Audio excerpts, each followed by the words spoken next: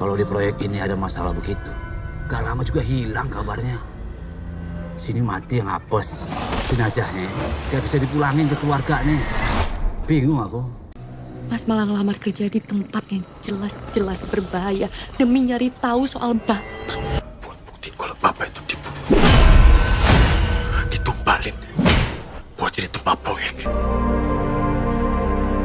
Harusnya kamu yang bertanggung jawab ngurus aku, ngurus ibu, ngurus semuanya.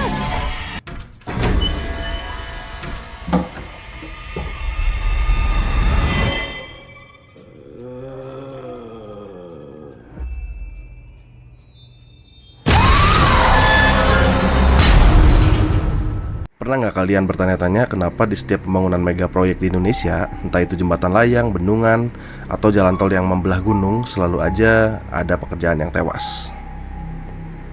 Berita di TV selalu bilang itu, kecelakaan kerja, kelalaian, atau faktor cuaca. Tapi bagi orang-orang yang kerja di lapangan, mereka tahu kebenarannya. Mereka tahu bahwa tanah yang mereka injak itu meminta bayaran, dan bayarannya adalah bukan uang. Halo semuanya, selamat datang di Arkland. Hari ini kita bakal masuk ke dalam sebuah cerita yang sangat gelap, sangat kelam, dan mungkin bakal ngerubah cara kalian lihat bangunan-bangunan besar di sekitar kalian. Kita akan membedah alur cerita sekaligus membongkar rahasia psikologis dari film Tumbal Proyek. Karena durasi kita hari ini bakal panjang banget, gue saranin kalian cari posisi paling nyaman, ambil minum, pakai earphone kalian, dan pastikan pintu kamar kalian sudah dikunci rapat. Film ini dibuka bukan di era modern, sutradaranya sangat pintar. Ya, kita dibawa mundur dulu ke tahun 1980-an. Kita diperlihatkan sebuah desa di kaki bukit yang sangat asri. Desa itu dilewati oleh sebuah sungai besar. Warga lokal menyebutnya Kali Getih atau Sungai Darah. Kenapa namanya begitu? Karena menurut mitos warga sekitar, di zaman penjajahan dulu ada banyak pemberontak yang dibantai di pinggir sungai itu. Mayat mereka dibuang begitu saja. Tanah di sekitar sungai itu sudah meresap ratusan liter darah manusia. Lalu visual film berubah. Kita melompat ke masa kini. Desa asri itu sudah hancur berkeping-keping. Pohon-pohon ditebang, bukitnya dikeruk. Semuanya sudah berubah menjadi area konstruksi yang sangat masif. Pemerintah bersama investor swasta sedang membangun jembatan raksasa, jembatan yang bakal membelah Kali Getih tersebut. Tapi ada satu masalah besar.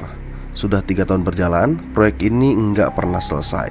Setiap kali tiang pancang utama ditanam, besok paginya tiang itu amblas ke dalam lumpur. Seolah-olah bumi menolak menerima besi itu. Alat berat ekskavator yang baru dibeli seringkali bergerak sendiri di tengah malam. Bahkan beberapa pekerja sering kesurupan massal.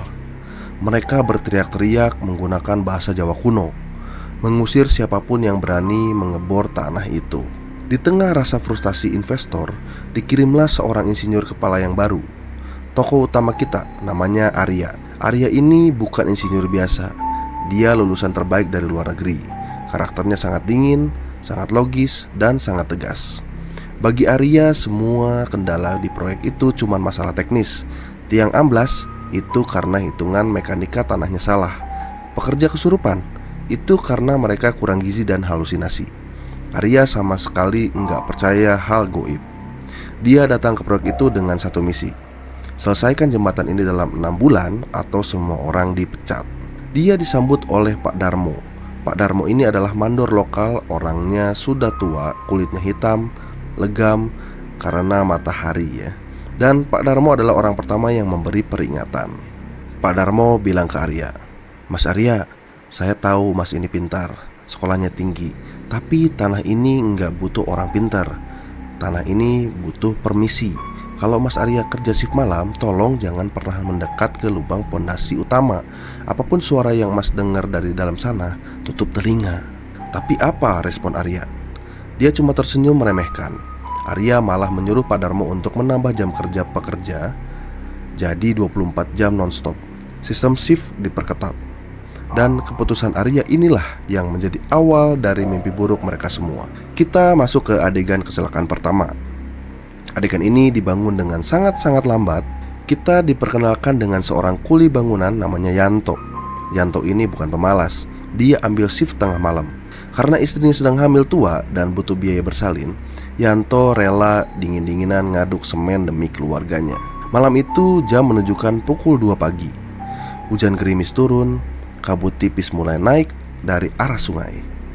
Yanto dapat tugas untuk mengecek pompa air yang letaknya persis di bibir lubang pondasi utama. Lubang itu lebarnya 4 meter dan dalamnya hampir 8 meter. Gelap gulita di bawah sana. Saat Yanto lagi membenarkan kabel pompa, tiba-tiba mesin genset mati. Semua lampu sorot di area itu padam. Di area keheningan dan suara gerimis itu, Yanto mendengar sesuatu. Dari dalam lubang pondasi yang dalam itu ada suara. Bukan suara hewan, tapi suara perempuan sedang menyanyi kidung Jawa kuno yang dinyanyikan dengan nada yang menyayat hati. Suaranya menggema dari dalam tanah. Yanto merinding hebat. Tapi karena dia berpikir mungkin ada orang gila yang jatuh ke dalam lubang, Yanto memberanikan diri. Dia nyalain senter dari HP-nya yang layarnya udah retak. Dia berdiri di bibir lubang. Dia arahkan cahaya senter itu ke bawah. Di bawah sana, di atas genangan lumpur dan besi-besi tajam, ada seorang perempuan memakai kebaya putih yang sudah kusam dan berlumpur. Perempuan itu berdiri membelakangi Yanto. Rambutnya panjang menyentuh tanah. Yanto dengan suara gemetar bertanya, Mbak siapa? Kok bisa di bawah situ?" Perempuan itu berhenti menyanyi. Suasana jadi hening total. Lalu perlahan-lahan perempuan itu memutar kepalanya ke belakang. Hanya kepalanya yang memutar sampai 180 derajat. Badannya tetap menghadap ke depan. Wajahnya bukan wajah manusia lagi. Matanya bolong, gak ada bola matanya. Dan rahangnya jatuh terbuka lebar. Belum sempat Yanto berteriak, tiba-tiba dari dinding tanah di lubang itu muncul ratusan tangan pucat. Tangan-tangan itu merangkak naik ke atas dengan sangat cepat, seperti laba-laba kelaparan. Tangan-tangan itu menggapai kaki Yanto, menariknya dengan kekuatan yang luar biasa. Yanto terjatuh ke bawah. Dia menjerit sekuat tenaga. Tapi yang paling mengerikan adalah bersamaan dengan jatuhnya Yanto, mesin pengaduk semen raksasa di atasnya tiba-tiba menyala sendiri. Cor-coran semen basah bertonton itu turun mengguyur lubang itu, mengubur Yanto yang masih hidup. Jeritan Yanto perlahan hilang, tenggelam dalam pekatnya semen dan suara mesin. Besok paginya, proyek gempar luar biasa. Istri Yanto datang menangis histeris di lokasi. Tapi apa yang dilakukan oleh pihak manajemen? Disinilah kita dikenalkan sama karakter antagonis sebenarnya. Namanya Pak Hendra. Dia adalah bos kontraktor atasannya Arya. Pak Hendra ini manusia yang hati nuraninya sudah mati. Bukannya menggali lubang itu, mengangkat mayat Yanto ya, Pak Hendra malah nyuruh pekerja lain untuk terus melanjutkan pengecoran. Dia menyogok keluarga Yanto dengan uang santunan yang besar dan membuat laporan palsu bahwa Yanto kabur bawa uang proyek. Arya yang melihat itu semua mulai merasa ada yang salah. Meskipun Arya sangat logis, tapi dia punya hati nurani. Dia tahu Yanto terkubur di bawah sana. Tapi kejanggalan terbesar terjadi setelah kematian Yanto. Tiang pancang yang biasanya selalu amblas, hari itu berdiri dengan sangat kokoh. Cuaca yang biasanya selalu hujan badai tiba-tiba cerah berhari-hari. Pak Hendra tersenyum puas, tapi Arya makin curiga. Di pertengahan film, kita diajak mengikuti sudut pandang Pak Hendra. Ternyata Pak Hendra menyimpan rahasia sangat gelap. Malam itu Pak Hendra pergi meninggalkan area proyek. Dia masuk ke dalam hutan lindung yang ada di kabupaten sebelah. Dia menemui seorang dukun ilmu hitam yang tinggal di sebuah gubuk reot penuh tengkorak hewan. Dukun itu sedang duduk bersila di depan perapian kecil. Saat Pak Hendra masuk, dukun itu langsung tertawa. Tawa yang bikin bulu kuduk berdiri. Dukun itu bilang, "1 nyawa sudah diterima. Tapi jembatanmu itu panjang, Hendra. 1 nyawa cuma bisa menahan 1 tiang. Kalau kamu mau jembatan itu selesai, kamu harus memberi makan semua tiangnya." Pak Hendra gemetar. Dia bertanya, "Saya harus korbankan pekerja saya lagi?" Dukun itu menggeleng. "Tanah itu tidak peduli siapa yang kamu kasih. Yang penting mereka semua dan mereka harus dikubur hidup-hidup." Inilah awal mulanya operasi tumbal proyek sebenarnya. Pak Hendra yang sudah tertekan karena ancaman investor akhirnya menyuruh preman-preman bayarannya untuk bergerak di malam hari. Target mereka bukan orang penting.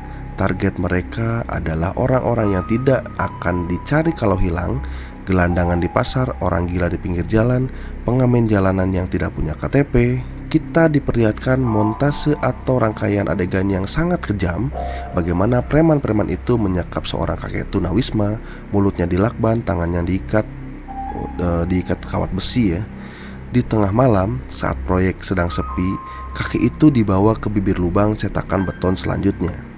Dia ditendang masuk ke dalam kerangka besi cakar ayam. Kakek itu menangis. Dia tidak bisa berteriak karena mulutnya dilakban. Dia hanya bisa menatap ke atas dengan penuh ketakutan. Dan dari atas, Pak Hendra memberikan kode tangan. Mesin semen dinyalakan. Semen mengalir deras ke bawah, mengubur kakek itu secara perlahan. Dari kaki, naik ke perut, naik ke dada, sampai akhirnya wajah tertutup rapat oleh beton basah. Kita berpindah lagi ke Arya. Arya mulai mengalami hal-hal aneh yang menghancurkan logikanya. Setiap kali Arya berjalan melewati tiang-tiang beton yang sudah jadi, dia selalu mencium bau amis darah bercampur bau busuk bangkai. Suatu malam, Arya lembur sendirian di kantor kontainer proyek yang sedang dia cek blueprint atau cetak biru bangunannya. Tiba-tiba, lampu kontainer itu berkedip. Arya mendengar suara ketukan dari luar. Tok, tok, tok. Arya keluar, tapi tidak ada siapa-siapa. Hanya ada deretan tiang beton jembatan yang menjulang tinggi di bawah sinar bulan. Tapi ketukan itu terdengar lagi. Dan kali ini Arya tahu dari mana asalnya. Suara itu bukan dari luar, tapi dari dalam tiang beton itu sendiri. Arya mendekati salah satu tiang beton raksasa itu.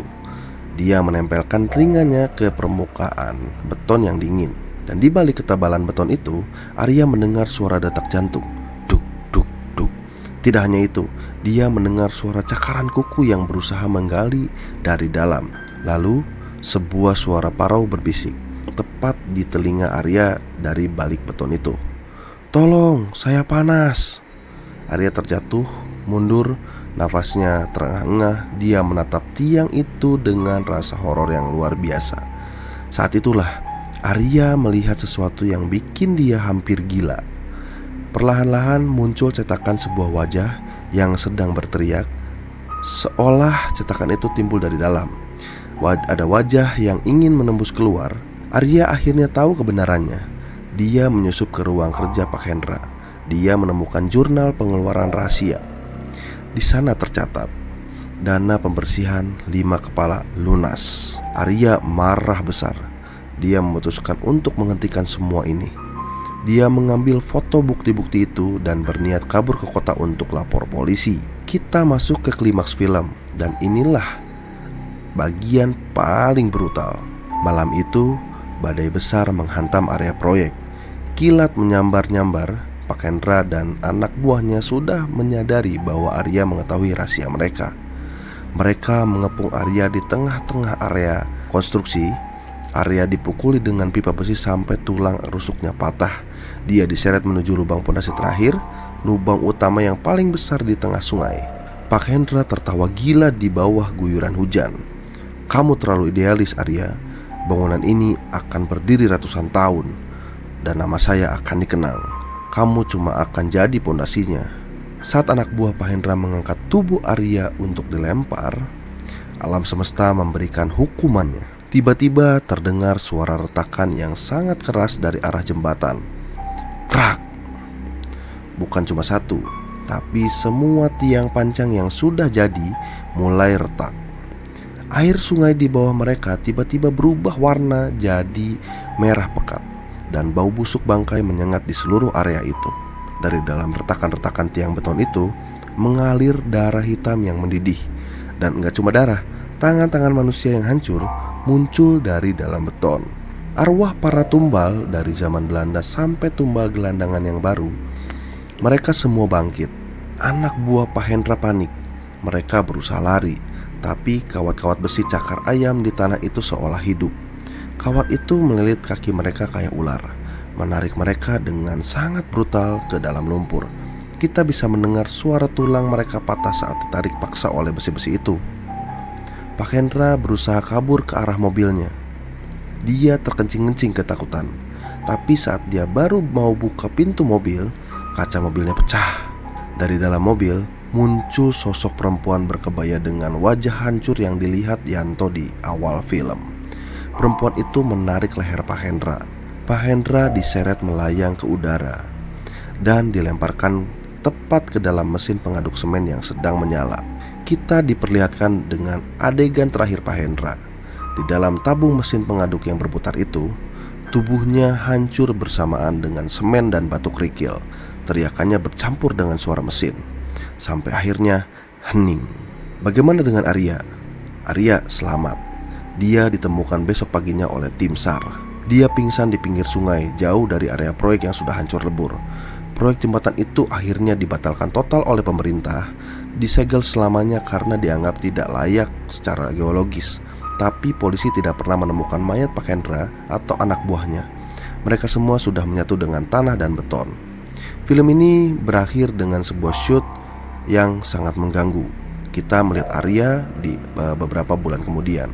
Dia sedang berjalan melewati sebuah gedung apartemen baru di Jakarta. Arya berhenti. Dia menatap ke arah dinding lobi apartemen itu.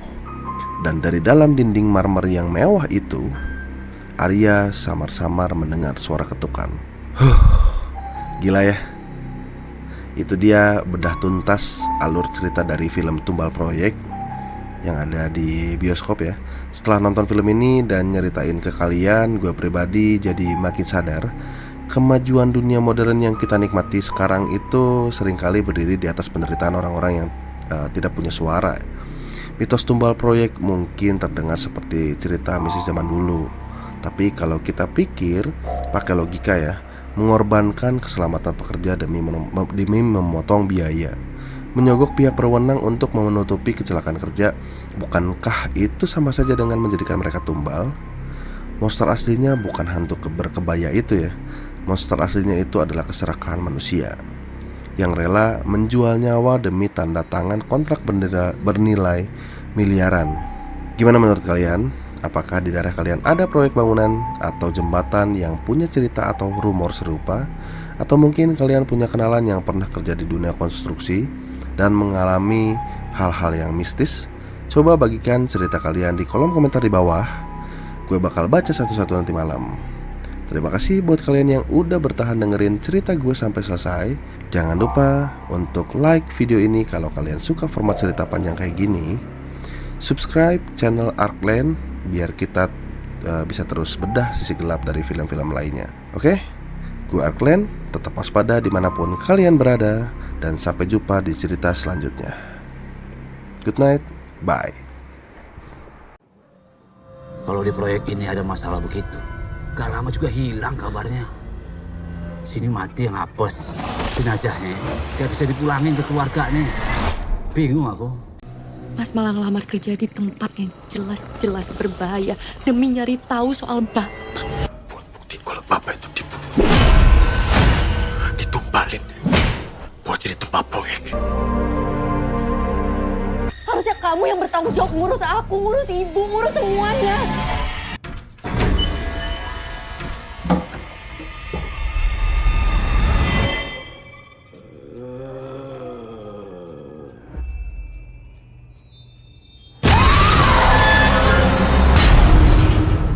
Pernah nggak kalian bertanya-tanya kenapa di setiap pembangunan mega proyek di Indonesia, entah itu jembatan layang, bendungan, atau jalan tol yang membelah gunung, selalu aja ada pekerjaan yang tewas? Berita di TV selalu bilang itu, kecelakaan kerja, kelalaian, atau faktor cuaca. Tapi bagi orang-orang yang kerja di lapangan, mereka tahu kebenarannya. Mereka tahu bahwa tanah yang mereka injak itu meminta bayaran dan bayarannya adalah bukan uang. Halo semuanya, selamat datang di Arkland. Hari ini kita bakal masuk ke dalam sebuah cerita yang sangat gelap, sangat kelam, dan mungkin bakal ngerubah cara kalian lihat bangunan-bangunan besar di sekitar kalian. Kita akan membedah alur cerita sekaligus membongkar rahasia psikologis dari film Tumbal Proyek. Karena durasi kita hari ini bakal panjang banget, gue saranin kalian cari posisi paling nyaman, ambil minum, pakai earphone kalian, dan pastikan pintu kamar kalian sudah dikunci rapat. Film ini dibuka bukan di era modern, sutradaranya sangat pintar. Ya, kita dibawa mundur dulu ke tahun 1980-an. Kita diperlihatkan sebuah desa di kaki bukit yang sangat asri. Desa itu dilewati oleh sebuah sungai besar. Warga lokal menyebutnya Kali Getih atau Sungai Darah. Kenapa namanya begitu? Karena menurut mitos warga sekitar, di zaman penjajahan dulu ada banyak pemberontak yang dibantai di pinggir sungai itu. Mayat mereka dibuang begitu saja. Tanah di sekitar sungai itu sudah meresap ratusan liter darah manusia. Lalu visual film berubah. Kita melompat ke masa kini. Desa asri itu sudah hancur berkeping-keping. Pohon-pohon ditebang, bukitnya dikeruk. Semuanya sudah berubah menjadi area konstruksi yang sangat masif. Pemerintah bersama investor swasta sedang membangun jembatan raksasa, jembatan yang bakal membelah Kali Getih tersebut. Tapi ada satu masalah besar. Sudah 3 tahun berjalan, proyek ini nggak pernah selesai. Setiap kali tiang pancang utama ditanam, besok paginya tiang itu amblas ke dalam lumpur. Seolah-olah bumi menolak menerima besi itu. Alat berat ekskavator yang baru dibeli seringkali bergerak sendiri di tengah malam. Bahkan beberapa pekerja sering kesurupan massal. Mereka berteriak-teriak menggunakan bahasa Jawa kuno, mengusir siapapun yang berani mengebor tanah itu. Di tengah rasa frustasi investor, dikirimlah seorang insinyur kepala yang baru. Tokoh utama kita namanya Arya. Arya ini bukan insinyur biasa. Dia lulusan terbaik dari luar negeri. Karakternya sangat dingin, sangat logis, dan sangat tegas. Bagi Arya, semua kendala di proyek itu cuma masalah teknis. Tiang amblas itu karena hitungan mekanika tanahnya salah. Pekerja kesurupan itu karena mereka kurang gizi dan halusinasi. Arya sama sekali nggak percaya hal goib. Dia datang ke proyek itu dengan satu misi: selesaikan jembatan ini dalam 6 bulan atau semua orang dipecat. Dia disambut oleh Pak Darmo. Pak Darmo ini adalah mandor lokal. Orangnya sudah tua, kulitnya hitam, legam karena matahari ya. Dan Pak Darmo adalah orang pertama yang memberi peringatan. Pak Darmo bilang ke Arya, "Mas Arya, saya tahu mas ini pintar, sekolahnya tinggi, tapi tanah ini nggak butuh orang pintar. Tanah ini butuh permisi. Kalau mas Arya kerja shift malam, tolong jangan pernah mendekat ke lubang pondasi utama. Apapun suara yang mas dengar dari dalam sana, tutup telinga." Tapi apa respon Arya? Dia cuma tersenyum meremehkan. Arya malah menyuruh Pak Darmo untuk menambah jam kerja pekerja jadi 24 jam nonstop. Sistem shift diperketat. Dan keputusan Arya inilah yang menjadi awal dari mimpi buruk mereka semua. Kita masuk ke adegan kecelakaan pertama.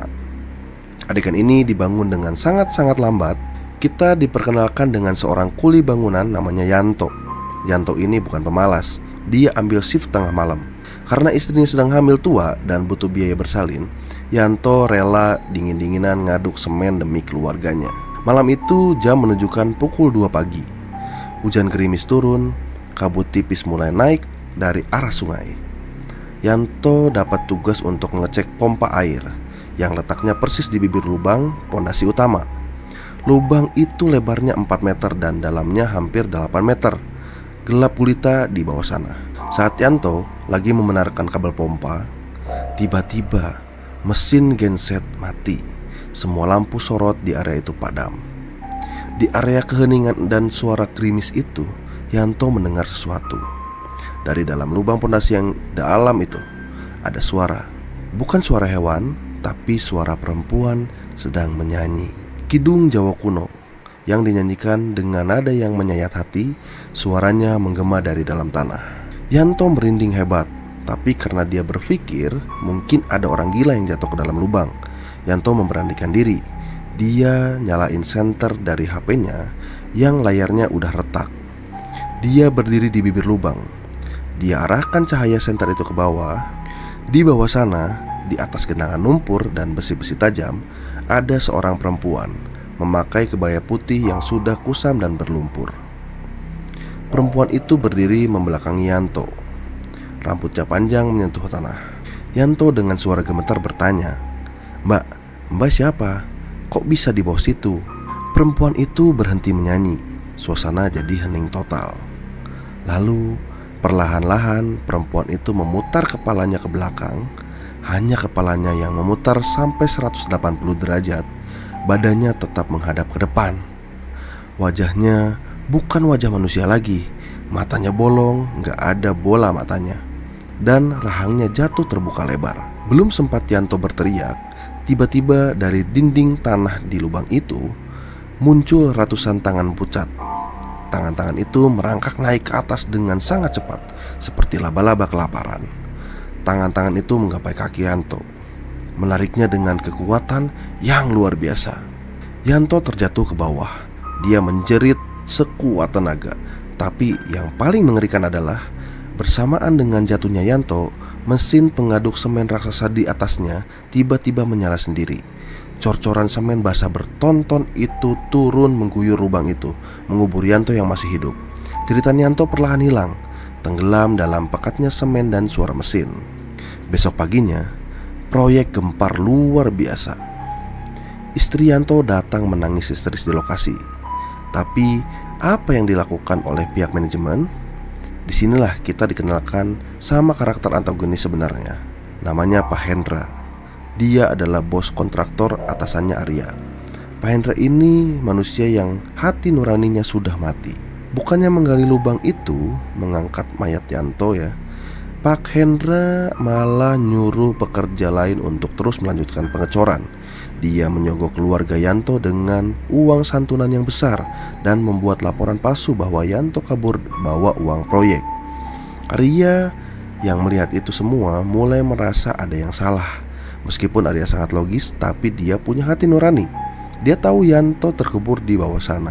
Tapi kejanggalan terbesar terjadi setelah kematian Yanto. Tiang pancang yang biasanya selalu amblas, hari itu berdiri dengan sangat kokoh. Cuaca yang biasanya selalu hujan badai, tiba-tiba cerah berhari-hari. Pak Hendra tersenyum puas, tapi Arya makin curiga. Di pertengahan film, kita diajak mengikuti sudut pandang Pak Hendra.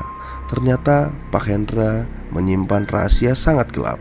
Malam itu, Pak Hendra pergi meninggalkan area proyek. Dia masuk ke dalam hutan lindung yang ada di kabupaten sebelah. Dia menemui seorang dukun ilmu hitam yang tinggal di sebuah gubuk reot penuh tengkorak hewan.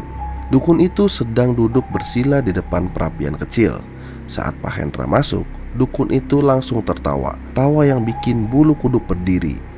Dukun itu bilang, "1 nyawa sudah diterima. Tapi jembatanmu itu panjang, Hendra. 1 nyawa cuma bisa menahan 1 tiang. Kalau kamu mau jembatan itu selesai, kamu harus memberi makan semua tiangnya." Pak Hendra gemetar. Dia bertanya, "Saya harus korbankan pekerja saya lagi?" Dukun itu menggeleng. "Tanah itu tidak peduli siapa yang kamu kasih. Yang penting mereka semua dan mereka harus dikubur hidup-hidup." Inilah awal mulanya operasi tumbal proyek sebenarnya. Pak Hendra yang sudah tertekan karena ancaman investor akhirnya menyuruh preman-preman bayarannya untuk bergerak di malam hari. Target mereka bukan orang penting. Target mereka adalah orang-orang yang tidak akan dicari kalau hilang, gelandangan di pasar, orang gila di pinggir jalan, pengamen jalanan yang tidak punya KTP. Kita diperlihatkan montase atau rangkaian adegan yang sangat kejam. Bagaimana preman-preman itu menyekap seorang kakek tunawisma, mulutnya dilakban, tangannya diikat kawat besi ya. Di tengah malam, saat proyek sedang sepi, kakek itu dibawa ke bibir lubang cetakan beton selanjutnya. Dia ditendang masuk ke dalam kerangka besi cakar ayam. Kakek itu menangis. Dia tidak bisa berteriak karena mulutnya dilakban. Dia hanya bisa menatap ke atas dengan penuh ketakutan. Dan dari atas, Pak Hendra memberikan kode tangan. Mesin semen dinyalakan. Semen mengalir deras ke bawah, mengubur kakek itu secara perlahan. Dari kaki, naik ke perut, naik ke dada, sampai akhirnya wajah tertutup rapat oleh beton basah. Kita berpindah lagi ke Arya. Arya mulai mengalami hal-hal aneh yang menghancurkan logikanya. Setiap kali Arya berjalan melewati tiang-tiang beton yang sudah jadi, dia selalu mencium bau amis darah bercampur bau busuk bangkai. Suatu malam, Arya lembur sendirian di kantor kontainer proyek yang sedang dia cek blueprint atau cetak biru bangunannya. Tiba-tiba lampu kontainer itu berkedip. Arya mendengar suara ketukan dari luar. Tok tok tok. Arya keluar, tapi tidak ada siapa-siapa. Hanya ada deretan tiang beton jembatan yang menjulang tinggi di bawah sinar bulan. Tapi ketukan itu terdengar lagi, dan kali ini Arya tahu dari mana asalnya. Suara itu bukan dari luar, tapi dari dalam tiang beton itu sendiri. Arya mendekati salah satu tiang beton raksasa itu. Dia menempelkan telinganya ke permukaan beton yang dingin. Dan di balik ketebalan beton itu, Arya mendengar suara detak jantung. Duk, duk, duk. Tidak hanya itu, dia mendengar suara cakaran kuku yang berusaha menggali dari dalam. Lalu, sebuah suara parau berbisik tepat di telinga Arya dari balik beton itu. "Tolong, saya panas." Arya terjatuh, mundur, nafasnya terengah-engah. Dia menatap tiang itu dengan rasa horor yang luar biasa. Saat itulah Arya melihat sesuatu yang bikin dia hampir gila. Perlahan-lahan muncul cetakan sebuah wajah yang sedang berteriak, seolah cetakan itu timbul dari dalam. Ada wajah yang ingin menembus keluar. Arya akhirnya tahu kebenarannya.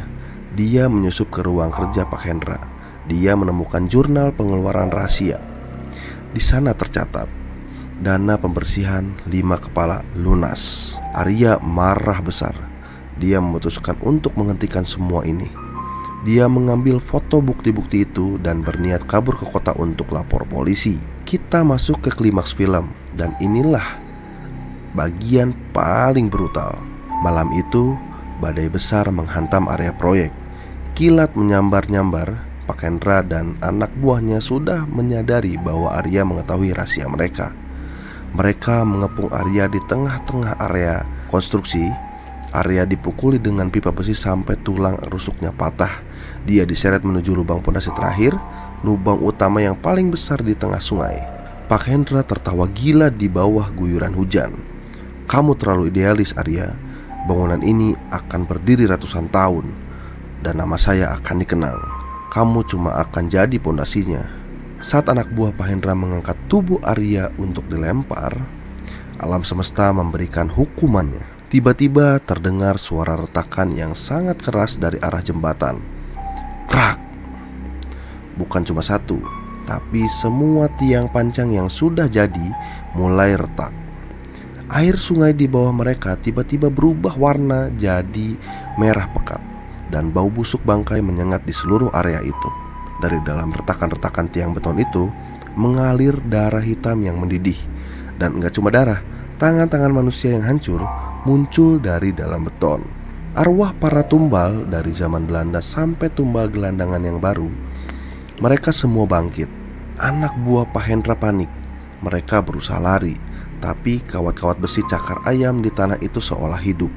Kawat itu melilit kaki mereka kayak ular, menarik mereka dengan sangat brutal ke dalam lumpur. Kita bisa mendengar suara tulang mereka patah saat ditarik paksa oleh besi-besi itu. Pak Hendra berusaha kabur ke arah mobilnya. Dia terkencing-kencing ketakutan. Tapi saat dia baru mau buka pintu mobil, kaca mobilnya pecah. Dari dalam mobil muncul sosok perempuan berkebaya dengan wajah hancur yang dilihat Yanto di awal film. Perempuan itu menarik leher Pak Hendra. Pak Hendra diseret melayang ke udara dan dilemparkan tepat ke dalam mesin pengaduk semen yang sedang menyala. Kita diperlihatkan dengan adegan terakhir Pak Hendra. Di dalam tabung mesin pengaduk yang berputar itu, tubuhnya hancur bersamaan dengan semen dan batu kerikil. Teriakannya bercampur dengan suara mesin, sampai akhirnya hening. Bagaimana dengan Arya? Arya selamat. Dia ditemukan besok paginya oleh tim SAR. Dia pingsan di pinggir sungai, jauh dari area proyek yang sudah hancur lebur. Proyek jembatan itu akhirnya dibatalkan total oleh pemerintah, disegel selamanya karena dianggap tidak layak secara geologis. Tapi polisi tidak pernah menemukan mayat Pak Hendra atau anak buahnya. Mereka semua sudah menyatu dengan tanah dan beton. Film ini berakhir dengan sebuah shoot yang sangat mengganggu. Kita melihat Arya di beberapa bulan kemudian. Dia sedang berjalan melewati sebuah gedung apartemen baru di Jakarta. Arya berhenti. Dia menatap ke arah dinding lobi apartemen itu. Dan dari dalam dinding marmer yang mewah itu, Arya samar-samar mendengar suara ketukan. Gila ya. Itu dia bedah tuntas alur cerita dari film Tumbal Proyek. yang ada di bioskop ya. Setelah nonton film ini dan nyeritain ke kalian, gue pribadi jadi makin sadar kemajuan dunia modern yang kita nikmati sekarang itu seringkali berdiri di atas penderitaan orang-orang yang tidak punya suara. Mitos tumbal proyek mungkin terdengar seperti cerita misi zaman dulu, tapi kalau kita pikir pakai logika ya, mengorbankan keselamatan pekerja demi memotong biaya, menyogok pihak berwenang untuk menutupi kecelakaan kerja, bukankah itu sama saja dengan menjadikan mereka tumbal? Monster aslinya bukan hantu berkebaya itu ya. Monster aslinya itu adalah keserakahan manusia yang rela menjual nyawa demi tanda tangan kontrak bernilai miliaran. Gimana menurut kalian? Apakah di daerah kalian ada proyek bangunan atau jembatan yang punya cerita atau rumor serupa? Atau mungkin kalian punya kenalan yang pernah kerja di dunia konstruksi dan mengalami hal-hal yang mistis? Coba bagikan cerita kalian di kolom komentar di bawah. Gue bakal baca satu-satu nanti malam. Terima kasih buat kalian yang udah bertahan dengerin cerita gue sampai selesai. Jangan lupa untuk like video ini kalau kalian suka format cerita panjang kayak gini. Subscribe channel Arkland biar kita bisa terus bedah sisi gelap dari film-film lainnya. Oke? Gue Arkland, tetap waspada dimanapun kalian berada. Dan sampai jumpa di cerita selanjutnya. Good night, bye. Kalau di proyek ini ada masalah begitu, gak lama juga hilang kabarnya. Sini mati yang apes, jenazahnya gak bisa dipulangin ke keluarganya. Bingung aku. Mas malah ngelamar kerja di tempat yang jelas-jelas berbahaya demi nyari tahu soal Bapak. Buat buktiin kalau Bapak itu dibunuh, ditumbalin, buat jadi tumbal proyek. Harusnya kamu yang bertanggung jawab ngurus aku, ngurus ibu, ngurus semuanya.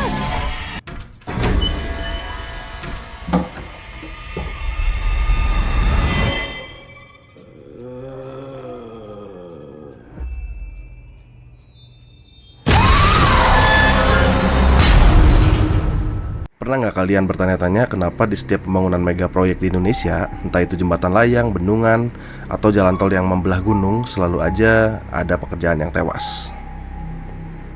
Berita di TV selalu bilang itu, kecelakaan kerja, kelalaian, atau faktor cuaca. Tapi bagi orang-orang yang kerja di lapangan, mereka tahu kebenarannya. Mereka tahu bahwa tanah yang mereka injak itu meminta bayaran dan bayarannya adalah bukan uang. Halo semuanya, selamat datang di Arkland. Hari ini kita bakal masuk ke dalam sebuah cerita yang sangat gelap, sangat kelam, dan mungkin bakal ngerubah cara kalian lihat bangunan-bangunan besar di sekitar kalian. Kita akan membedah alur cerita sekaligus membongkar rahasia psikologis dari film Tumbal Proyek. Karena durasi kita hari ini bakal panjang banget, gue saranin kalian cari posisi paling nyaman, ambil minum, pakai earphone kalian, dan pastikan pintu kamar kalian sudah dikunci rapat. Film ini dibuka bukan di era modern, sutradaranya sangat pintar. Ya, kita dibawa mundur dulu ke tahun 1980-an. Kita diperlihatkan sebuah desa di kaki bukit yang sangat asri. Desa itu dilewati oleh sebuah sungai besar. Warga lokal menyebutnya Kali Getih atau Sungai Darah. Kenapa namanya begitu? Karena menurut mitos warga sekitar, di zaman penjajahan dulu ada banyak pemberontak yang dibantai di pinggir sungai itu. Mayat mereka dibuang begitu saja. Tanah di sekitar sungai itu sudah meresap ratusan liter darah manusia. Lalu visual film berubah. Kita melompat ke masa kini. Desa asri itu sudah hancur berkeping-keping. Pohon-pohon ditebang, bukitnya dikeruk. Semuanya sudah berubah menjadi area konstruksi yang sangat masif. Pemerintah bersama investor swasta sedang membangun jembatan raksasa, jembatan yang bakal membelah Kali Getih tersebut. Tapi ada satu masalah besar. Sudah 3 tahun berjalan, proyek ini nggak pernah selesai. Setiap kali tiang pancang utama ditanam, besok paginya tiang itu amblas ke dalam lumpur. Seolah-olah bumi menolak menerima besi itu. Alat berat ekskavator yang baru dibeli seringkali bergerak sendiri di tengah malam. Bahkan beberapa pekerja sering kesurupan massal. Mereka berteriak-teriak menggunakan bahasa Jawa kuno, mengusir siapapun yang berani mengebor tanah itu. Di tengah rasa frustasi investor, dikirimlah seorang insinyur kepala yang baru. Tokoh utama kita namanya Arya. Arya ini bukan insinyur biasa. Dia lulusan terbaik dari luar negeri. Karakternya sangat dingin, sangat logis, dan sangat tegas. Bagi Arya, semua kendala di proyek itu cuma masalah teknis. Tiang amblas itu karena hitungan mekanika tanahnya salah. Pekerja kesurupan itu karena mereka kurang gizi dan halusinasi. Arya sama sekali nggak percaya hal goib. Dia datang ke proyek itu dengan satu misi: selesaikan jembatan ini dalam 6 bulan atau semua orang dipecat. Dia disambut oleh Pak Darmo. Pak Darmo ini adalah mandor lokal. Orangnya sudah tua, kulitnya hitam, legam karena matahari ya. Dan Pak Darmo adalah orang pertama yang memberi peringatan. Pak Darmo bilang ke Arya, "Mas Arya, saya tahu mas ini pintar, sekolahnya tinggi, tapi tanah ini nggak butuh orang pintar. Tanah ini butuh permisi. Kalau mas Arya kerja shift malam, tolong jangan pernah mendekat ke lubang pondasi utama. Apapun suara yang mas dengar dari dalam sana, tutup telinga." Tapi apa respon Arya? Dia cuma tersenyum meremehkan. Arya malah menyuruh Pak Darmo untuk menambah jam kerja pekerja jadi 24 jam nonstop. Sistem shift diperketat. Dan keputusan Arya inilah yang menjadi awal dari mimpi buruk mereka semua. Kita masuk ke adegan kecelakaan pertama. Adegan ini dibangun dengan sangat-sangat lambat. Kita diperkenalkan dengan seorang kuli bangunan namanya Yanto. Yanto ini bukan pemalas. Dia ambil shift tengah malam. Karena istrinya sedang hamil tua dan butuh biaya bersalin, Yanto rela dingin-dinginan ngaduk semen demi keluarganya. Malam itu jam menunjukkan pukul 2 pagi. Hujan gerimis turun, kabut tipis mulai naik dari arah sungai. Yanto dapat tugas untuk mengecek pompa air yang letaknya persis di bibir lubang pondasi utama. Lubang itu lebarnya 4 meter dan dalamnya hampir 8 meter. Gelap gulita di bawah sana. Saat Yanto lagi membenarkan kabel pompa, tiba-tiba mesin genset mati. Semua lampu sorot di area itu padam. Di area keheningan dan suara gerimis itu, Yanto mendengar sesuatu. Dari dalam lubang pondasi yang dalam itu ada suara. Bukan suara hewan, tapi suara perempuan sedang menyanyi kidung Jawa kuno yang dinyanyikan dengan nada yang menyayat hati. Suaranya menggema dari dalam tanah. Yanto merinding hebat, tapi karena dia berpikir mungkin ada orang gila yang jatuh ke dalam lubang, Yanto memberanikan diri. Dia nyalain senter dari HP-nya yang layarnya udah retak. Dia berdiri di bibir lubang. Dia arahkan cahaya senter itu ke bawah. Di bawah sana, di atas genangan lumpur dan besi-besi tajam, ada seorang perempuan memakai kebaya putih yang sudah kusam dan berlumpur. Perempuan itu berdiri membelakangi Yanto. Rambutnya panjang menyentuh tanah. Yanto dengan suara gemetar bertanya, Mbak siapa? Kok bisa di bawah situ?" Perempuan itu berhenti menyanyi. Suasana jadi hening total. Lalu perlahan-lahan perempuan itu memutar kepalanya ke belakang. Hanya kepalanya yang memutar sampai 180 derajat. Badannya tetap menghadap ke depan. Wajahnya bukan wajah manusia lagi. Matanya bolong, gak ada bola matanya. Dan rahangnya jatuh terbuka lebar. Belum sempat Yanto berteriak, tiba-tiba dari dinding tanah di lubang itu muncul ratusan tangan pucat. Tangan-tangan itu merangkak naik ke atas dengan sangat cepat, seperti laba-laba kelaparan. Tangan-tangan itu menggapai kaki Yanto, menariknya dengan kekuatan yang luar biasa. Yanto terjatuh ke bawah. Dia menjerit sekuat tenaga. Tapi yang paling mengerikan adalah bersamaan dengan jatuhnya Yanto, mesin pengaduk semen raksasa di atasnya tiba-tiba menyala sendiri. Cor-coran semen basah bertonton itu turun mengguyur lubang itu, mengubur Yanto yang masih hidup. Jeritan Yanto perlahan hilang, tenggelam dalam pekatnya semen dan suara mesin. Besok paginya, proyek gempar luar biasa. Istri Yanto datang menangis histeris di lokasi. Tapi apa yang dilakukan oleh pihak manajemen? Disinilah kita dikenalkan sama karakter antagonis sebenarnya. Namanya Pak Hendra. Dia adalah bos kontraktor atasannya Arya. Pak Hendra ini manusia yang hati nuraninya sudah mati. Bukannya menggali lubang itu, mengangkat mayat Yanto ya, Pak Hendra malah nyuruh pekerja lain untuk terus melanjutkan pengecoran. Dia menyogok keluarga Yanto dengan uang santunan yang besar dan membuat laporan palsu bahwa Yanto kabur bawa uang proyek. Arya yang melihat itu semua mulai merasa ada yang salah. Meskipun Arya sangat logis, tapi dia punya hati nurani. Dia tahu Yanto terkubur di bawah sana. Tapi kejanggalan terbesar terjadi setelah kematian Yanto. Tiang pancang yang biasanya selalu amblas, hari itu berdiri dengan sangat kokoh.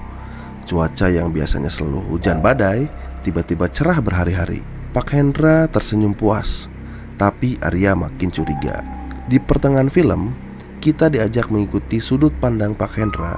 Ternyata Pak Hendra menyimpan rahasia sangat gelap. Malam itu Pak Hendra pergi meninggalkan area proyek. Dia masuk ke dalam hutan lindung yang ada di kabupaten sebelah. Dia menemui seorang dukun ilmu hitam yang tinggal di sebuah gubuk reot penuh tengkorak hewan. Dukun itu sedang duduk bersila di depan perapian kecil. Saat Pak Hendra masuk, dukun itu langsung tertawa. Tawa yang bikin bulu kuduk berdiri. Dukun itu bilang, "1 nyawa sudah diterima, tapi jembatanmu itu panjang, Hendra. 1 nyawa cuma bisa menahan 1 tiang. Kalau kamu mau jembatan itu selesai, kamu harus memberi makan semua tiangnya." Pak Hendra gemetar. Dia bertanya, "Saya harus korbankan pekerja saya lagi?" Dukun itu menggeleng, "Tanah itu tidak peduli siapa yang kamu kasih. Yang penting mereka semua, dan mereka harus dikubur hidup-hidup."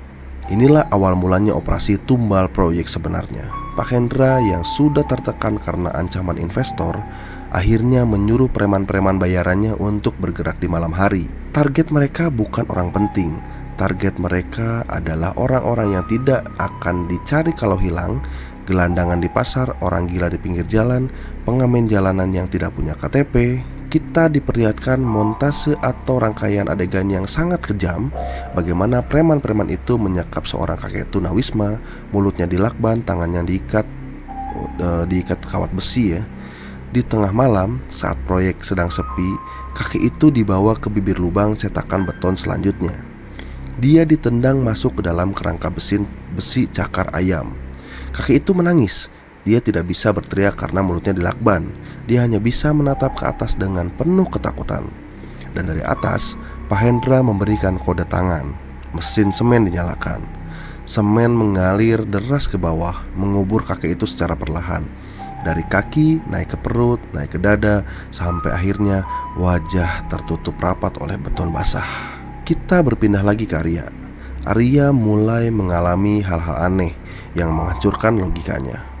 Setiap kali Arya berjalan melewati tiang-tiang beton yang sudah jadi, dia selalu mencium bau amis darah bercampur bau busuk bangkai. Suatu malam, Arya lembur sendirian di kantor kontainer proyek yang sedang dia cek blueprint atau cetak biru bangunannya. Tiba-tiba, lampu kontainer itu berkedip. Arya mendengar suara ketukan dari luar. Tok, tok, tok.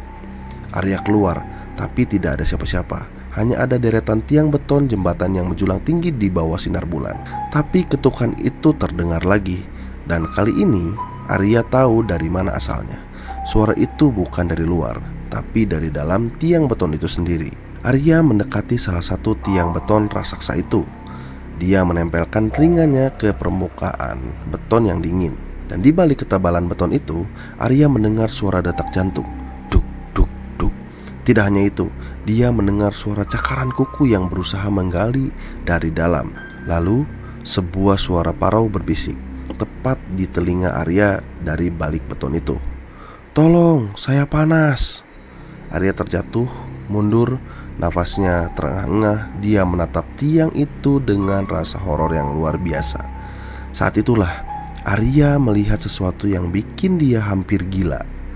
Perlahan-lahan muncul cetakan sebuah wajah yang sedang berteriak, seolah cetakan itu timbul dari dalam. Ada wajah yang ingin menembus keluar. Arya akhirnya tahu kebenarannya. Dia menyusup ke ruang kerja Pak Hendra. Dia menemukan jurnal pengeluaran rahasia. Di sana tercatat, dana pembersihan 5 kepala lunas. Arya marah besar. Dia memutuskan untuk menghentikan semua ini. Dia mengambil foto bukti-bukti itu dan berniat kabur ke kota untuk lapor polisi. Kita masuk ke klimaks film, dan inilah bagian paling brutal. Malam itu, badai besar menghantam area proyek. Kilat menyambar-nyambar Pak Hendra dan anak buahnya sudah menyadari bahwa Arya mengetahui rahasia mereka. Mereka mengepung Arya di tengah-tengah area konstruksi. Arya dipukuli dengan pipa besi sampai tulang rusuknya patah. Dia diseret menuju lubang pondasi terakhir, lubang utama yang paling besar di tengah sungai. Pak Hendra tertawa gila di bawah guyuran hujan. "Kamu terlalu idealis, Arya. Bangunan ini akan berdiri ratusan tahun dan nama saya akan dikenang. Kamu cuma akan jadi pondasinya." Saat anak buah Pak Hendra mengangkat tubuh Arya untuk dilempar, alam semesta memberikan hukumannya. Tiba-tiba terdengar suara retakan yang sangat keras dari arah jembatan. Krak! Bukan cuma satu, tapi semua tiang pancang yang sudah jadi mulai retak. Air sungai di bawah mereka tiba-tiba berubah warna jadi merah pekat, dan bau busuk bangkai menyengat di seluruh area itu. Dari dalam retakan-retakan tiang beton itu mengalir darah hitam yang mendidih. Dan enggak cuma darah, tangan-tangan manusia yang hancur muncul dari dalam beton. Arwah para tumbal dari zaman Belanda sampai tumbal gelandangan yang baru, mereka semua bangkit. Anak buah Pak Hendra panik. Mereka berusaha lari, tapi kawat-kawat besi cakar ayam di tanah itu seolah hidup. Kawat itu melilit kaki mereka kayak ular, menarik mereka dengan sangat brutal ke dalam lumpur. Kita bisa mendengar suara tulang mereka patah saat ditarik paksa oleh besi-besi itu. Pak Hendra berusaha kabur ke arah mobilnya. Dia terkencing-kencing ketakutan. Tapi saat dia baru mau buka pintu mobil, kaca mobilnya pecah. Dari dalam mobil muncul sosok perempuan berkebaya dengan wajah hancur yang dilihat Yanto di awal film. Perempuan itu menarik leher Pak Hendra. Pak Hendra diseret melayang ke udara dan dilemparkan tepat ke dalam mesin pengaduk semen yang sedang menyala. Kita diperlihatkan dengan adegan terakhir Pak Hendra. Di dalam tabung mesin pengaduk yang berputar itu, tubuhnya hancur bersamaan dengan semen dan batu kerikil. Teriakannya bercampur dengan suara mesin, sampai akhirnya hening. Bagaimana dengan Arya? Arya selamat. Dia ditemukan besok paginya oleh tim SAR. Dia pingsan di pinggir sungai, jauh dari area proyek yang sudah hancur lebur. Proyek jembatan itu akhirnya dibatalkan total oleh pemerintah, disegel selamanya karena dianggap tidak layak secara geologis. Tapi polisi tidak pernah menemukan mayat Pak Hendra atau anak buahnya. Mereka semua sudah menyatu dengan tanah dan beton. Film ini berakhir dengan sebuah shoot yang sangat mengganggu. Kita melihat Arya di beberapa bulan kemudian. Dia sedang berjalan melewati sebuah gedung apartemen baru di Jakarta. Arya berhenti. Dia menatap ke arah dinding lobi apartemen itu. Dan dari dalam dinding marmer yang mewah itu, Arya samar-samar mendengar suara ketukan. Gila ya. Itu dia bedah tuntas alur cerita dari film Tumbal Proyek yang ada di bioskop ya. Setelah nonton film ini dan nyeritain ke kalian, gue pribadi jadi makin sadar kemajuan dunia modern yang kita nikmati sekarang itu seringkali berdiri di atas penderitaan orang-orang yang tidak punya suara. Mitos Tumbal Proyek mungkin terdengar seperti cerita mistis zaman dulu, tapi kalau kita pikir pakai logika ya, mengorbankan keselamatan pekerja demi memotong biaya, menyogok pihak berwenang untuk menutupi kecelakaan kerja, bukankah itu sama saja dengan menjadikan mereka tumbal? Monster aslinya bukan hantu berkebaya itu ya. Monster aslinya itu adalah keserakahan manusia yang rela menjual nyawa demi tanda tangan kontrak bernilai miliaran. Gimana menurut kalian? Apakah di daerah kalian ada proyek bangunan atau jembatan yang punya cerita atau rumor serupa? Atau mungkin kalian punya kenalan yang pernah kerja di dunia konstruksi dan mengalami hal-hal yang mistis? Coba bagikan cerita kalian di kolom komentar di bawah. Gue bakal baca satu-satu nanti malam. Terima kasih buat kalian yang udah bertahan dengerin cerita gue sampai selesai. Jangan lupa untuk like video ini kalau kalian suka format cerita panjang kayak gini. Subscribe channel Arkland biar kita bisa terus bedah sisi gelap dari film-film lainnya. Oke? Gue Arkland, tetap waspada dimanapun kalian berada. Dan sampai jumpa di cerita selanjutnya. Good night, bye. Kalau di proyek ini ada masalah begitu, gak lama juga hilang kabarnya. Sini mati yang apes, jenazahnya gak bisa dipulangin ke keluarganya. Bingung aku. Mas malah ngelamar kerja di tempat yang jelas-jelas berbahaya demi nyari tahu soal Bapak. Buat buktiin kalau bapak itu dibunuh. Ditumbalin. Buat jadi tempat proyek. Harusnya kamu yang bertanggung jawab ngurus aku, ngurus ibu, ngurus semuanya.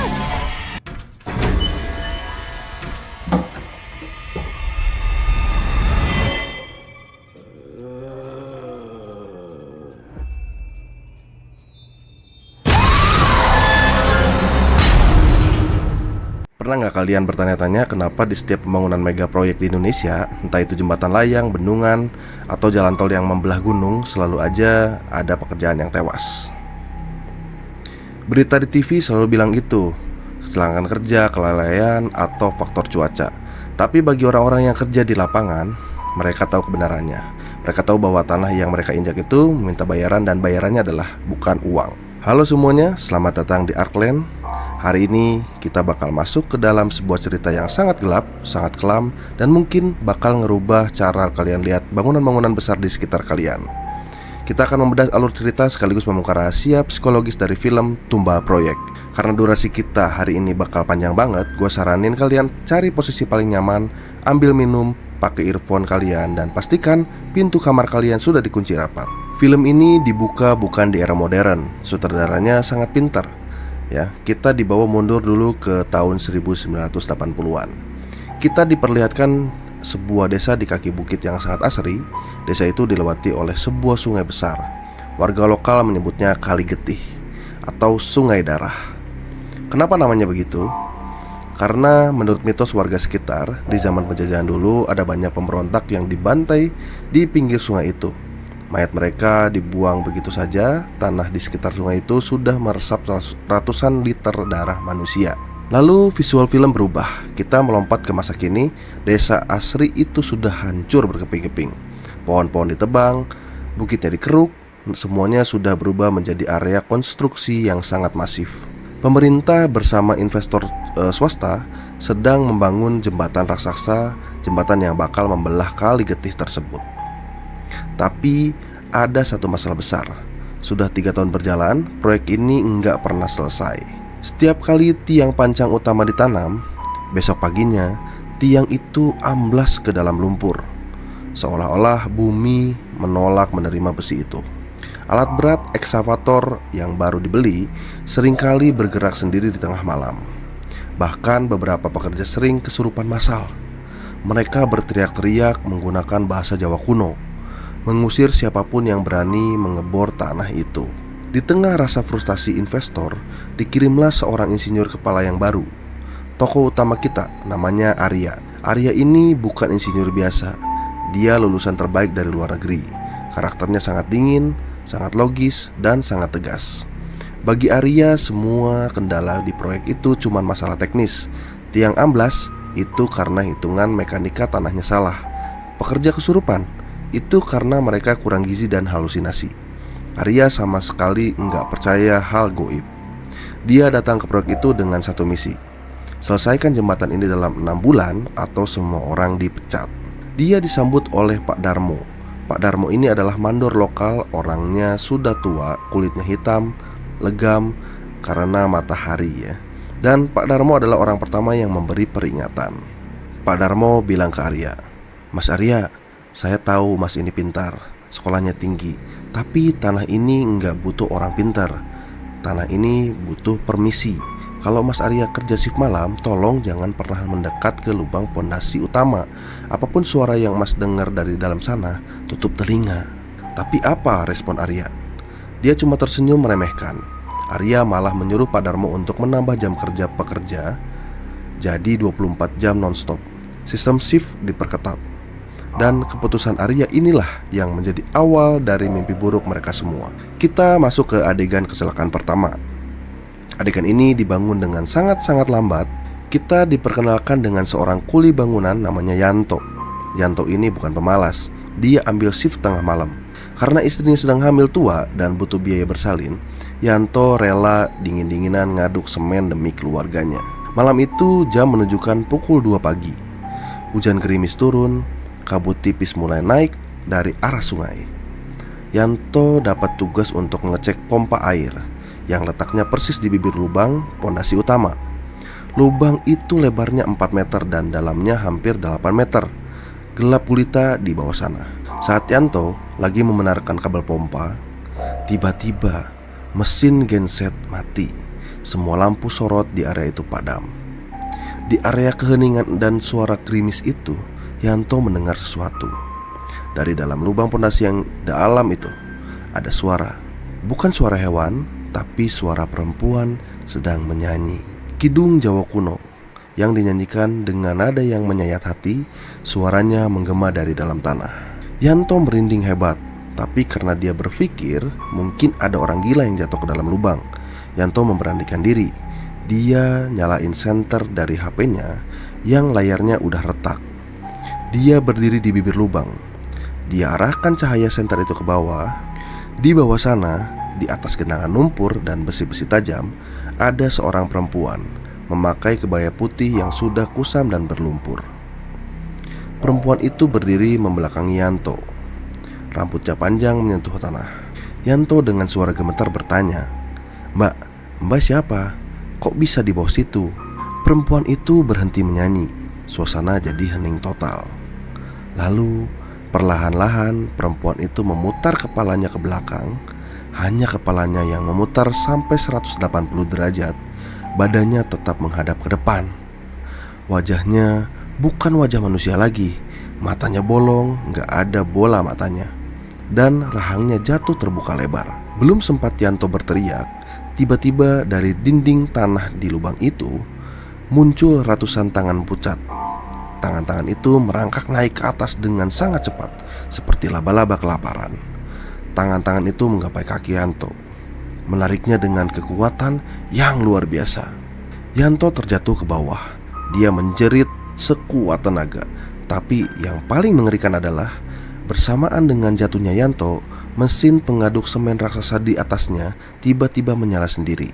Cor-coran semen basah bertonton itu turun mengguyur lubang itu, mengubur Yanto yang masih hidup.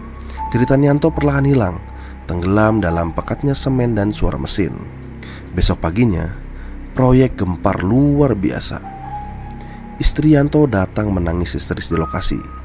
Tapi apa yang dilakukan oleh pihak manajemen? Disinilah kita dikenalkan sama karakter antagonis sebenarnya. Namanya Pak Hendra. Dia adalah bos kontraktor atasannya Arya. Pak Hendra ini manusia yang hati nuraninya sudah mati. Bukannya menggali lubang itu, mengangkat mayat Yanto ya, Pak Hendra malah nyuruh pekerja lain untuk terus melanjutkan pengecoran. Dia menyogok keluarga Yanto dengan uang santunan yang besar dan membuat laporan palsu bahwa Yanto kabur bawa uang proyek. Arya yang melihat itu semua mulai merasa ada yang salah. Meskipun Arya sangat logis, tapi dia punya hati nurani. Dia tahu Yanto terkubur di bawah sana. Tapi kejanggalan terbesar terjadi setelah kematian Yanto. Tiang pancang yang biasanya selalu amblas, hari itu berdiri dengan sangat kokoh. Cuaca yang biasanya selalu hujan badai, tiba-tiba cerah berhari-hari. Pak Hendra tersenyum puas, tapi Arya makin curiga. Di pertengahan film, kita diajak mengikuti sudut pandang Pak Hendra. Ternyata Pak Hendra menyimpan rahasia sangat gelap. Malam itu Pak Hendra pergi meninggalkan area proyek. Dia masuk ke dalam hutan lindung yang ada di kabupaten sebelah. Dia menemui seorang dukun ilmu hitam yang tinggal di sebuah gubuk reot penuh tengkorak hewan. Dukun itu sedang duduk bersila di depan perapian kecil. Saat Pak Hendra masuk, dukun itu langsung tertawa. Tawa yang bikin bulu kuduk berdiri. Dukun itu bilang, "1 nyawa sudah diterima, tapi jembatanmu itu panjang, Hendra. 1 nyawa cuma bisa menahan 1 tiang. Kalau kamu mau jembatan itu selesai, kamu harus memberi makan semua tiangnya." Pak Hendra gemetar. Dia bertanya, "Saya harus korbankan pekerja saya lagi?" Dukun itu menggeleng. "Tanah itu tidak peduli siapa yang kamu kasih. Yang penting mereka semua dan mereka harus dikubur hidup-hidup." Inilah awal mulanya operasi tumbal proyek sebenarnya. Pak Hendra yang sudah tertekan karena ancaman investor akhirnya menyuruh preman-preman bayarannya untuk bergerak di malam hari. Target mereka bukan orang penting, Target mereka adalah orang-orang yang tidak akan dicari kalau hilang, gelandangan di pasar, orang gila di pinggir jalan, pengamen jalanan yang tidak punya KTP. Kita diperlihatkan montase atau rangkaian adegan yang sangat kejam, bagaimana preman-preman itu menyekap seorang kakek tunawisma, mulutnya dilakban, tangannya diikat kawat besi ya. Di tengah malam, saat proyek sedang sepi, kakek itu dibawa ke bibir lubang cetakan beton selanjutnya. Dia ditendang masuk ke dalam kerangka besi cakar ayam. Kakek itu menangis. Dia tidak bisa berteriak karena mulutnya dilakban. Dia hanya bisa menatap ke atas dengan penuh ketakutan. Dan dari atas, Pak Hendra memberikan kode tangan. Mesin semen dinyalakan. Semen mengalir deras ke bawah, mengubur kakek itu secara perlahan. Dari kaki, naik ke perut, naik ke dada, sampai akhirnya wajah tertutup rapat oleh beton basah. Kita berpindah lagi ke Arya. Arya mulai mengalami hal-hal aneh yang menghancurkan logikanya. Setiap kali Arya berjalan melewati tiang-tiang beton yang sudah jadi, dia selalu mencium bau amis darah bercampur bau busuk bangkai. Suatu malam, Arya lembur sendirian di kantor kontainer proyek yang sedang dia cek blueprint atau cetak biru bangunannya. Tiba-tiba, lampu kontainer itu berkedip. Arya mendengar suara ketukan dari luar. Tok, tok, tok. Arya keluar, tapi tidak ada siapa-siapa. Hanya ada deretan tiang beton jembatan yang menjulang tinggi di bawah sinar bulan. Tapi ketukan itu terdengar lagi. Dan kali ini, Arya tahu dari mana asalnya. Suara itu bukan dari luar, tapi dari dalam tiang beton itu sendiri. Arya mendekati salah satu tiang beton raksasa itu. Dia menempelkan telinganya ke permukaan beton yang dingin. Dan di balik ketebalan beton itu, Arya mendengar suara detak jantung. Duk, duk, duk. Tidak hanya itu, dia mendengar suara cakaran kuku yang berusaha menggali dari dalam. Lalu, sebuah suara parau berbisik tepat di telinga Arya dari balik beton itu. "Tolong, saya panas." Arya terjatuh, mundur, nafasnya terengah-engah. Dia menatap tiang itu dengan rasa horor yang luar biasa. Saat itulah Arya melihat sesuatu yang bikin dia hampir gila. Perlahan-lahan muncul cetakan sebuah wajah yang sedang berteriak, seolah cetakan itu timbul dari dalam. Ada wajah yang ingin menembus keluar. Arya akhirnya tahu kebenarannya. Dia menyusup ke ruang kerja Pak Hendra. Dia menemukan jurnal pengeluaran rahasia. Di sana tercatat, dana pembersihan 5 kepala lunas. Arya marah besar. Dia memutuskan untuk menghentikan semua ini. Dia mengambil foto bukti-bukti itu dan berniat kabur ke kota untuk lapor polisi. Kita masuk ke klimaks film, dan inilah bagian paling brutal. Malam itu, badai besar menghantam area proyek. Kilat menyambar-nyambar. Pak Hendra dan anak buahnya sudah menyadari bahwa Arya mengetahui rahasia mereka. Mereka mengepung Arya di tengah-tengah area konstruksi. Arya dipukuli dengan pipa besi sampai tulang rusuknya patah. Dia diseret menuju lubang pondasi terakhir, lubang utama yang paling besar di tengah sungai. Pak Hendra tertawa gila di bawah guyuran hujan. "Kamu terlalu idealis, Arya. Bangunan ini akan berdiri ratusan tahun, dan nama saya akan dikenang. Kamu cuma akan jadi pondasinya." Saat anak buah Pak Hendra mengangkat tubuh Arya untuk dilempar, alam semesta memberikan hukumannya. Tiba-tiba terdengar suara retakan yang sangat keras dari arah jembatan. Krak! Bukan cuma satu, tapi semua tiang pancang yang sudah jadi mulai retak. Air sungai di bawah mereka tiba-tiba berubah warna jadi merah pekat, dan bau busuk bangkai menyengat di seluruh area itu. Dari dalam retakan-retakan tiang beton itu mengalir darah hitam yang mendidih. Dan enggak cuma darah, tangan-tangan manusia yang hancur muncul dari dalam beton. Arwah para tumbal dari zaman Belanda sampai tumbal gelandangan yang baru, mereka semua bangkit. Anak buah Pak Hendra panik. Mereka berusaha lari, tapi kawat-kawat besi cakar ayam di tanah itu seolah hidup. Kawat itu melilit kaki mereka kayak ular, menarik mereka dengan sangat brutal ke dalam lumpur. Kita bisa mendengar suara tulang mereka patah saat ditarik paksa oleh besi-besi itu. Pak Hendra berusaha kabur ke arah mobilnya. Dia terkencing-kencing ketakutan. Tapi saat dia baru mau buka pintu mobil, kaca mobilnya pecah. Dari dalam mobil muncul sosok perempuan berkebaya dengan wajah hancur yang dilihat Yanto di awal film. Perempuan itu menarik leher Pak Hendra. Pak Hendra diseret melayang ke udara dan dilemparkan tepat ke dalam mesin pengaduk semen yang sedang menyala. Kita diperlihatkan dengan adegan terakhir Pak Hendra. Di dalam tabung mesin pengaduk yang berputar itu, tubuhnya hancur bersamaan dengan semen dan batu kerikil. Teriakannya bercampur dengan suara mesin. Sampai akhirnya hening. Bagaimana dengan Arya?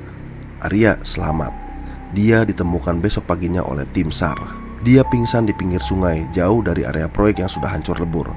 Proyek jembatan itu akhirnya dibatalkan total oleh pemerintah, disegel selamanya karena dianggap tidak layak secara geologis.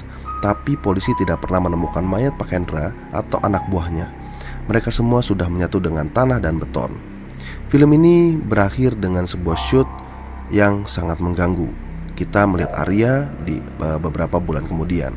Dia sedang berjalan melewati sebuah gedung apartemen baru di Jakarta. Arya berhenti. Dia menatap ke arah dinding lobi apartemen itu. Dan dari dalam dinding marmer yang mewah itu, Arya samar-samar mendengar suara ketukan. Gila ya. Itu dia bedah tuntas alur cerita dari film Tumbal Proyek yang ada di bioskop ya.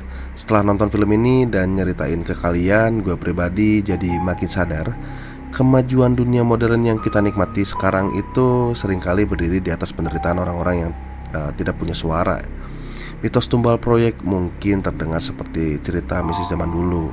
Tapi kalau kita pikir pakai logika ya, mengorbankan keselamatan pekerja demi memotong biaya, menyogok pihak berwenang untuk menutupi kecelakaan kerja, bukankah itu sama saja dengan menjadikan mereka tumbal?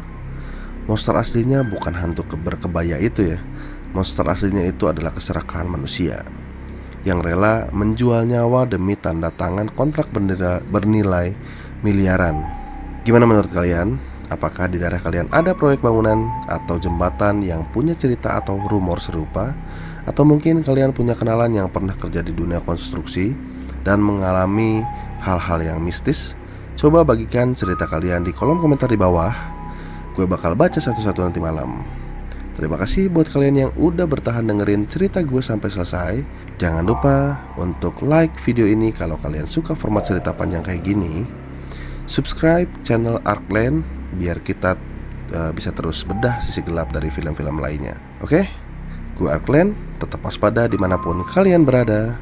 Dan sampai jumpa di cerita selanjutnya. Good night, bye.